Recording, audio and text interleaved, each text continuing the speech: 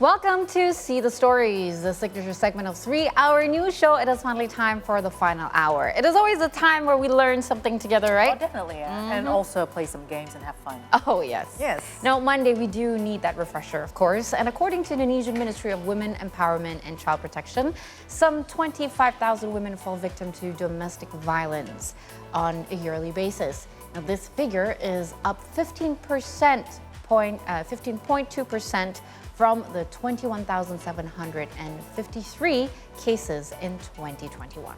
Now, if you see recently, a distressing story has circulated widely on social media involving a woman named Dr. Corey, who became a victim of domestic violence at the hands of her own husband. The story unfolded when Willie Sulistyo, the husband of Dr. Corey, used her X account to publicize that his wife, who is 6 months pregnant, went missing and without money, a phone or ID card. He reported her disappearance to the police. The tweet gained widespread attention, and with the assistance of netizens, Dr. Corey was located. As it turned out, she had sought refuge and protection at the Integrated Service Center for Women and Children's Protection. Subsequently, Dr. Corey underwent a post-mortem test revealing bruises on her left upper lip, arms, thigh, and hip. Following police investigations, these bruises were believed to have been the result of physical assault by Dr. Corey's husband through punching and kicking. Willie Sulistyo is also suspected of intimidating her with a knife, leaving Dr. Corey in fear.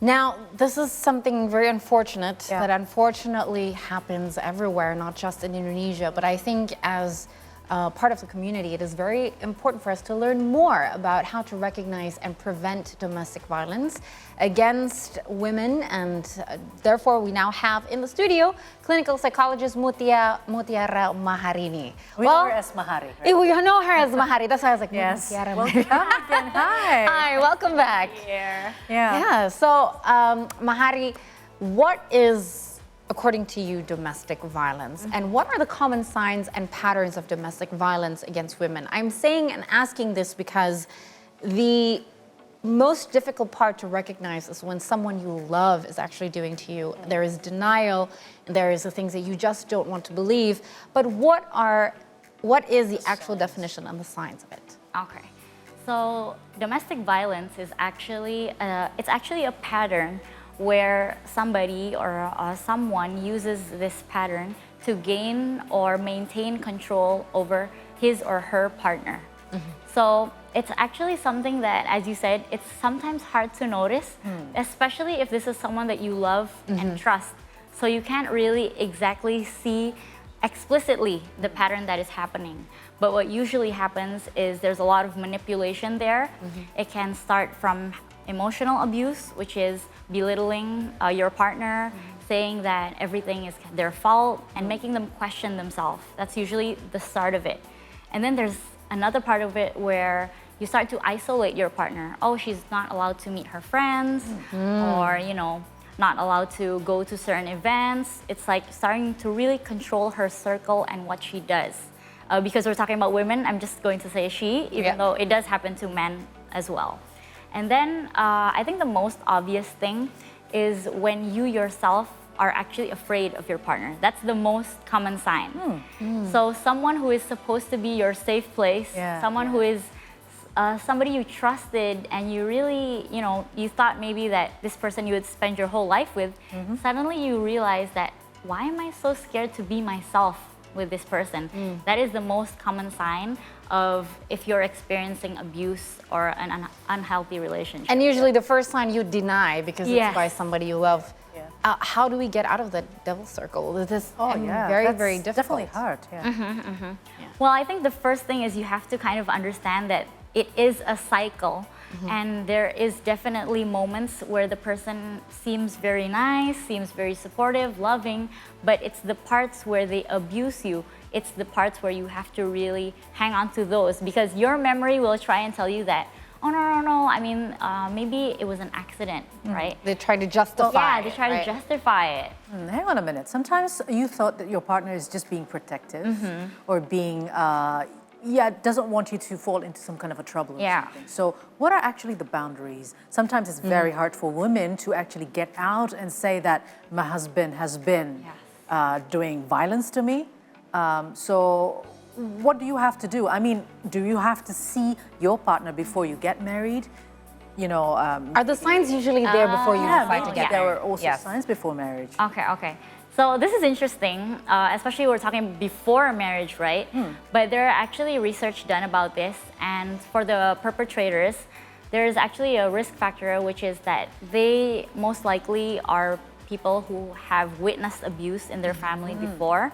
So I guess if your current partner has a witnessed abuse, it doesn't mean that this person will do it again, but 30% of them repeat the cycle. 70% of them can heal, which is really good, right? Yeah. But if you see that sign in your partner, I would definitely recommend, before getting married, especially having a premarital counseling, premarital assessment to make sure that these kind of patterns don't repeat again. That's the first thing. And then the second thing is actually if they have like aggressive episodes or maybe, signs. It's like when they're from when they were children, usually they already show signs where they Anger can't control their anger, and stuff like that. But I heard as well that when you talk about domestic violence, it also involves, for example, your financial freedom. Oh, yes. Yeah, right? Yes. So what are the thin lining? I mean, sometimes you feel like it's just a possessivity of a man, but you don't realize that it actually already falls into the category of violence. Yes. So abuse is in many types, right? There's like the emotional abuse, there's physical, and then there's financial, of course. And financial abuse is basically when you, as like your partner, you cannot have access to your financial situation as a family. That's the number one sign, because the relationship and a family should be based on mutual respect and transparency, right? Yep. But when there are things that are being hidden from you, and then not only hidden but then controlled, like you're not allowed to spend unless you have to like request first to your husband, and then you don't have access to money. Yeah. I mean, this is different than like having a shopping problem. Yes. Okay, this is like you are completely being isolated from the access that as a human you should be able to have. It's actually also about not allowing your spouse to work. and earn exactly.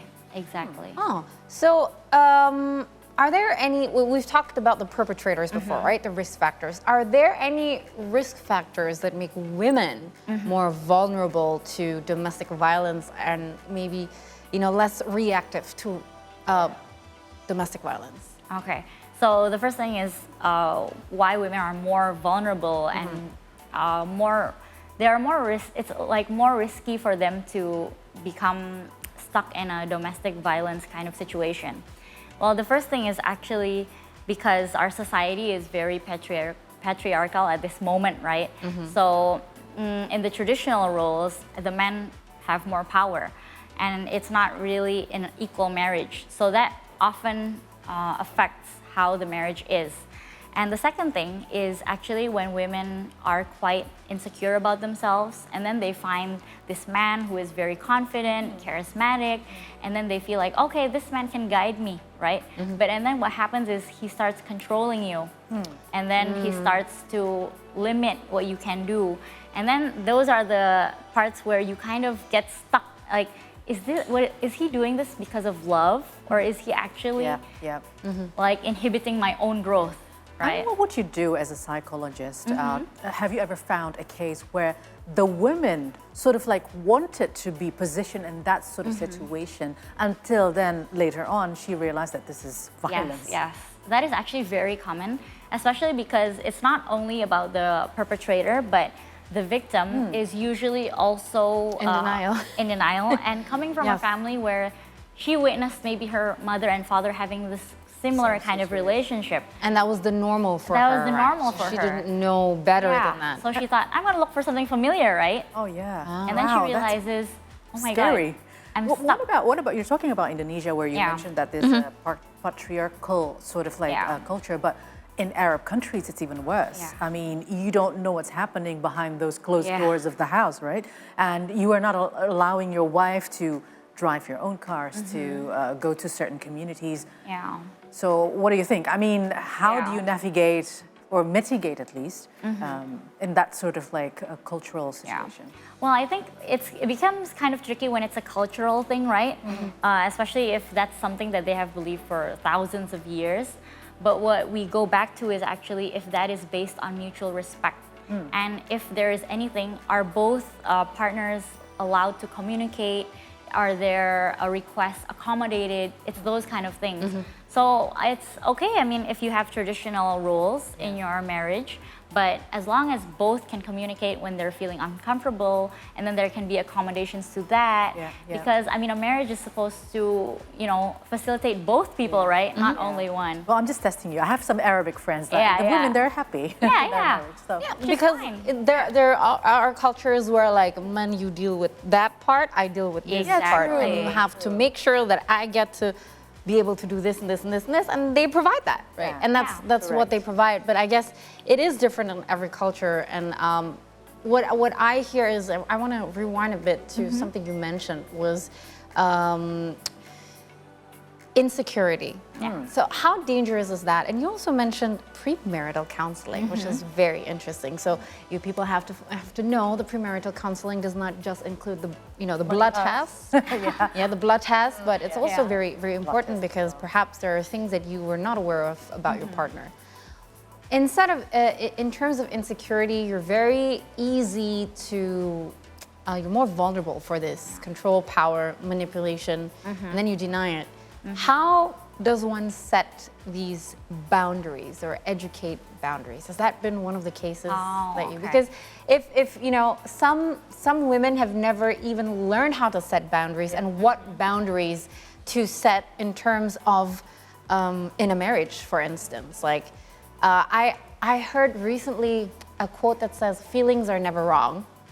So if you feel like your personal space or something, as you said before, you're scared, it's those boundaries being set, you should listen to it, but we mostly don't. So how do we set these healthy boundaries, and what boundaries needs to be set for somebody to be able to identify, okay, this is too far? Yeah. Okay. So if you're talking about boundaries, first of all, we cannot set boundaries if we do not know what is healthy first, right? So we kind of have to go to number one is educate yourself first. And this sometimes is not easy. It's not as easy as Googling what is a healthy relationship, right? Yeah. It's actually about kind of reflecting your own childhood, the kind of definition of a healthy relationship you had before this, and then kind of cross-checking it. Is the healthy relationship that I think really healthy? And then you kind of find out, oh, okay, maybe the relationships I've been having haven't been that healthy. Then you kind of look for a positive role model. That's usually what's really good. Okay, you see, oh, okay, a healthy relationship is actually possible. That's number one, because you cannot create boundaries if you think that a healthy relationship isn't possible. You might think that, all my life, my family was like that. My friends have relationships that are like this. So why bother for me to make boundaries? Because, That's what normal is. yeah, it's what normal Even is. sometimes it happens on the otherwise. I mean, some women thought that the husbands are just so neglecting. Yeah. But on the other hand, he was thinking of giving her freedom. So it's really difficult, right? So what about the family members or the friends who probably could help to see if there's something wrong with some couple, Okay, so I think especially, when girls meet together, and then this is the point where you should really be aware of your friend's situation. Especially if, maybe it's like you guys have met up a few times and she's always not been there, suddenly cancel, stuff like that. When you see her and then she seems maybe a little bit anxious, nervous, not really, being her confident self as she used to, that's a sign for you to ask maybe what's happening. Maybe there's something in her life. It doesn't really have to be domestic violence, right? But that's one thing.